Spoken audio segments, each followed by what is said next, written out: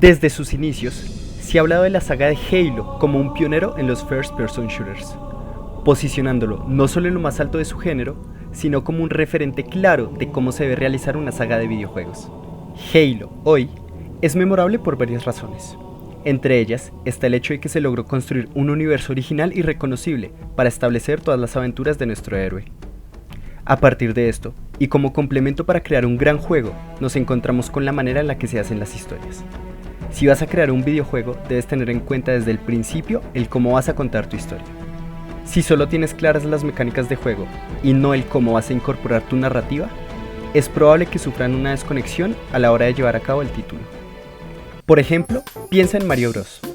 Todos tenemos claro el por qué Mario recorre largos escenarios con obstáculos y trampas. Su motivación es salvar a una princesa en apuros.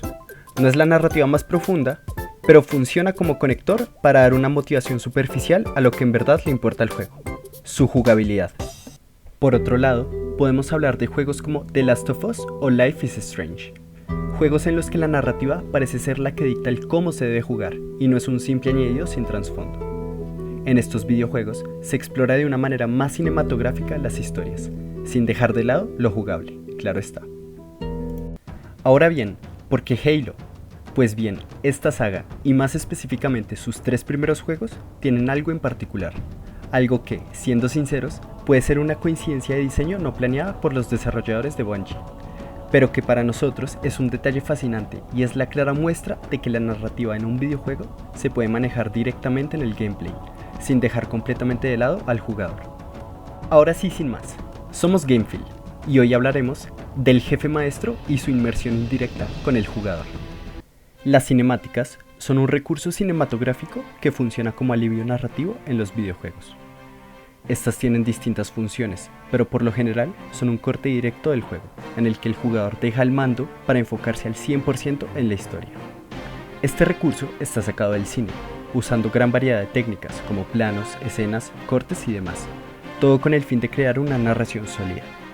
Pues bien, en los videojuegos, como ya lo hemos mencionado anteriormente, las cinemáticas funcionan de diversas maneras, pero en general son una renderización que no hace parte del juego en sí o a tiempo real, siendo las que no percibimos como tal porque aún seguimos controlando ciertas acciones del juego. Un ejemplo famoso de la cinemática a tiempo real es la primera escena de Skyrim, cuando despertamos en un carruaje sin saber el porqué.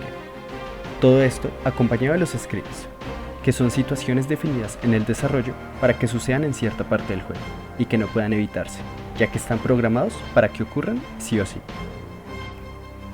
Es importante saber esto porque en videojuegos como Halo Combat Evolved, las cinemáticas son claramente en tiempo real, evitando dar saltos de calidad de imágenes evidentes. Al contrario, Halo Wars contiene escenas increíbles, pero totalmente desconectadas del gameplay. Ahora bien, las cinemáticas no son algo malo para el videojuego, pues le permite a los desarrolladores explicar sus historias con mayor simplicidad y sin llenar de largos textos a los jugadores, tal y como se vivía en la época de los RPG clásicos. Sin embargo, no se debería abusar de estas. Los juegos narrativos lo hacen, consiguiendo que el jugador vea largas escenas en las que no interactúa con su personaje. Se corre el riesgo de que el juego no sea recordado por cómo se juega, sino por su narrativa, perdiendo su jugabilidad y esa esencia de juegos nostálgicos como Mario, en los que lo importante era simplemente jugar. También se ha cometido el error de que las cinemáticas funcionen como premios para el jugador, siendo estas el objetivo a alcanzar para que así transcurra la historia, como en Alice Madness Returns, donde tú, como jugador, solo quieres que se acabe el nivel para saber qué es lo que está ocurriendo. Estas usualmente abusan de los scripts para que se dé la sensación de que alcanzaste tu objetivo. Entonces, ¿qué fue lo que hizo Bungie con Halo? Pues bien, era importante mencionar lo anterior porque este es un caso atípico del cómo se realizan las cinemáticas. En las cinemáticas de Halo Combat Evolved, Halo 2 y Halo 3, no veremos al jefe maestro accionar su arma en ninguna ocasión. Es decir, el jefe no dispara en un juego de disparos. A simple vista, no parece ser un dato revelador, pero si lo pensamos desde el punto de vista del storytelling, se nos abrió un abanico de posibilidades de lo que querían transmitir los desarrolladores de Bungie. Como ya lo mencionamos, puede que esto sea una coincidencia, pero es una coincidencia que cuadra con todo lo que nos quiere mostrar Halo en sus 3 primeras entregas. En Halo Combat Evolved, nuestro primer movimiento como jugadores es despertando y tomando el control del jefe maestro después de la criogenización. Desde este punto, controlaremos prácticamente el 90% de las acciones del jefe, y ese 10% restante seremos nosotros disparando por nuestro héroe, lo que significa que somos nosotros los que acabaremos con cada enemigo. Este dato nos puede dar un acercamiento claro al por qué la comunidad rechazó tanto Halo 5, y es porque el jefe maestro y el jugador son uno. No los puedes separar de una manera en la que sientas que lo estás traicionando, siendo todo lo contrario con Halo 2, donde también te separas del jefe para llevar al Inquisidor.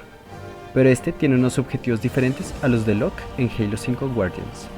Siguiendo con el tema de las cinemáticas, podemos ver cómo funcionan estas a modo de transición o planteamiento de objetivos. No se alejan de las teorías antes vistas y dejan mucho que desear en ese aspecto. Porque en lo que destaca Halo es en presentarte la experiencia en tus manos y no en una narración alejada del jugador. Es así como esta trilogía logró identificar tanto a sus usuarios con el personaje principal. A partir de la ausencia de acción directa en las cinemáticas de estos juegos, se logra transmitir esa inmersión que el jugador buscaba cuando juega un título.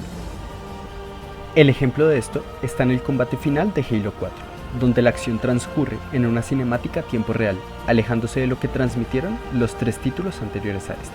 Si bien no podemos decir que el hecho de que el jefe maestro no dispare en las cinemáticas de sus juegos es un factor relevante para el éxito de su franquicia, es un dato a tener en cuenta para aquellos desarrolladores que quieran crear un videojuego con narrativas tan profundas como sus mecánicas. Las historias del cine no cuentan con ese poder que tienen los videojuegos de lograr generar una inmersión a través de una interactividad clara. Lo que hizo la trilogía de Halo es algo más que un dato curioso. Se puede ver como una evolución a la forma de contar una historia dentro de un videojuego y a las infinitas posibilidades que tienen los desarrolladores de videojuegos para crear sus propias historias y sus propias experiencias. Las cinemáticas son un recurso que, de ser bien utilizado, puede generar más sensaciones de las que nos imaginamos. Sí, son escenas cinematográficas para relatar y avanzar en la trama, pero también son una salida narrativa fácil para el desarrollador. Halo consiguió de manera indirecta explorar nuevas formas de contar historias, teniendo en cuenta de que hay una persona con un mando esperando a cumplir nuevos retos. Logró que el jefe maestro sea más que una armadura sin sentimientos y que el jugador sienta la historia como suya, sin largas escenas de diálogo y con mecánicas funcionales para lograr una inmersión indirecta.